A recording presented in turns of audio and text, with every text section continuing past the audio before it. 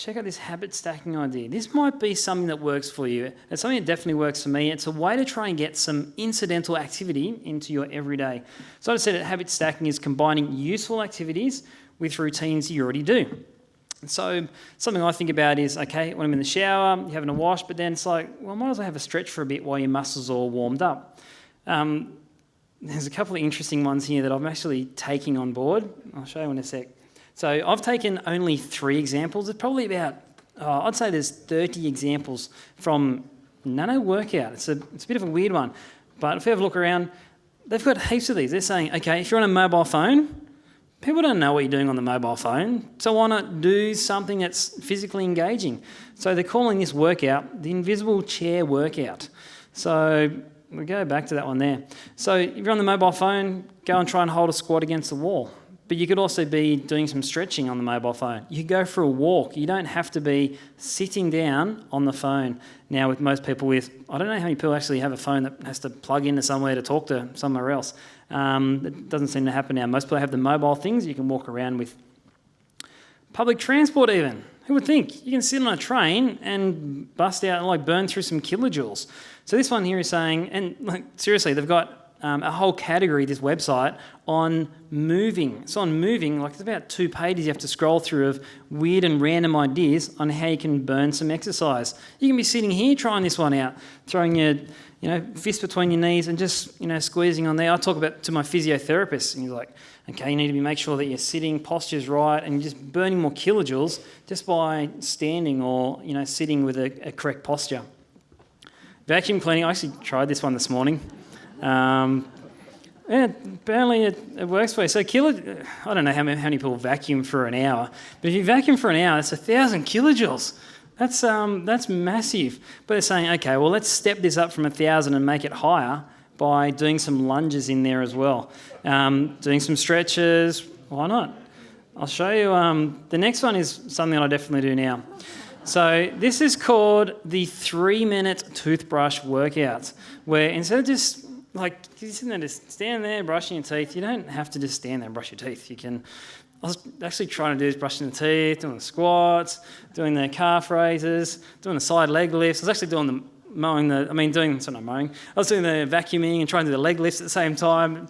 Make sure you got the windows, blinds closed when you're doing that sort of stuff. It's a bit random. But there you go. There's your toothbrush workout. You can do these things. Why do you have to just sit there and look at yourself in the mirror? Okay, let's move on. This is the squat example of doing your toothbrush squats. Can happen. And that sort of moved us on. I'm hoping that sort of just sparked a little bit of interest. Think about what activities you're doing. I used to do something, I don't know if it's that weird, but when I'd wake up at 4:15 to go training in the morning, started eating breakfast and, I'd have my leg sitting up on a table or eat breakfast going, I'm eating breakfast and stretching at the same time. This is so cool. So habit stacking is just incorporating, I'm not having breakfast with the family with my leg up on the table. But it's just, incorporating exercises into activities and routines you're already doing. I'm trying to work out how you can stir the porridge and do some squats at the same time. You can probably do that. Okay, let's go on. So with the SMART goals, I've sort of changed these words a little bit to make it more relevant for me. So we got specific, measurable, action-based, realistic and timely. I've thrown an R on the end because I think you need smarter goals. So we'll see how that works. So goals need to be specific. This is my specific plan for today. It's called today's plan. I can see in there, you don't need to be able to read this, but it basically says, right, I need to hit these many watts, I need to sit on this heart rate, I need to get this many hours in. This is what I'll be doing this afternoon. So that's my specific goal for today. It's very specific because I know exactly what I'm doing. I know when I've achieved it. I know when I get to that end point. So I'll move that over there. So a lot of people just go, I'm going to get fit. And that's their goal. And so, that's right. What the heck does that mean? I'm going to get fit or I'm going to be more physically active. You need to set a goal that says, okay, I'm going to look at, so by, physical activity, I'm going to look at trying to hit 30 minutes of physical activity every single day. I might have a day off, so 6 or 7 days a week. But you set that as your goal. That's very specific. You know when you've achieved that goal or when you're doing that goal. Let's move on here. goals need to be measurable as well. So with my goal that I had, it's very easy to measure it. I just carry around a heart rate monitor and a Garmin little GPS that records it. So I said, how do you know if you're achieving that goal? 30 minutes? You've got to watch. So that's a fairly easy way to measure that goal. For some people, it's going to be to jump higher, to run further, to change a nutrition option. So to take out the olive oil and replace it with extra virgin oil or something like that. So, our goal at our place has been to just take biscuits out of the cupboard, because otherwise I just take them out of the cupboard. So we've stopped buying them, and that's made a huge difference to the sort of things that we eat.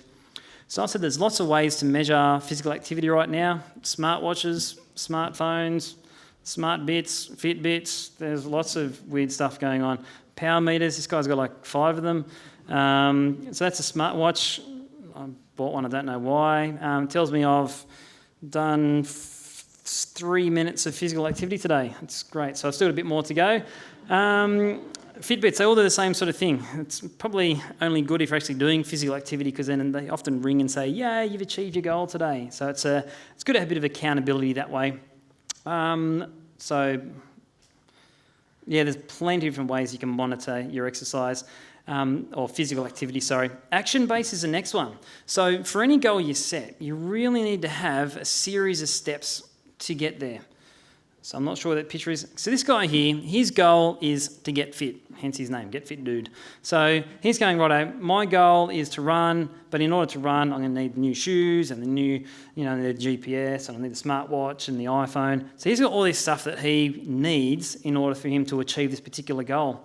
For you though, you might need to seriously go out and get some comfortable shoes if walking is the physical activity you're aiming for.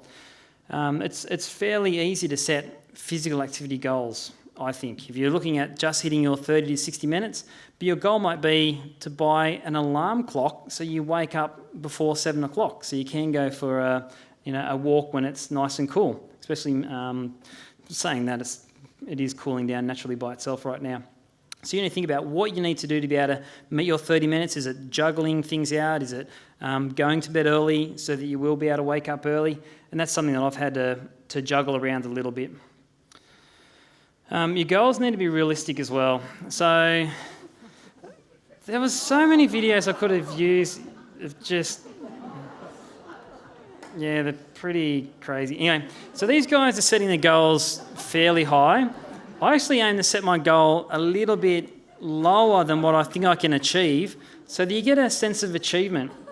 And so that's what I got on here. In order to achieve a big goal, put lots of little goals in there. So these guys are doing some big, they're just committing for the big level. They're not going for the little goals first, they go on the big one. So I go the little ones, get small goals. So if your aim is for 30 minutes a day, start with your 10 minutes a day and slowly build up on that one there. As I said, too big a goal, it can also give you a sense of being overwhelmed.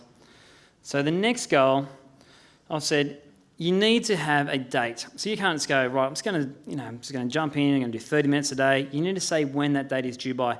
So with my physical activity plan that I have, my exercise program, I have a date. So I'm now focusing on the marathon champs. So I know that all these little steps and all these little goals and things I'm trying to tick off are all working to a particular date.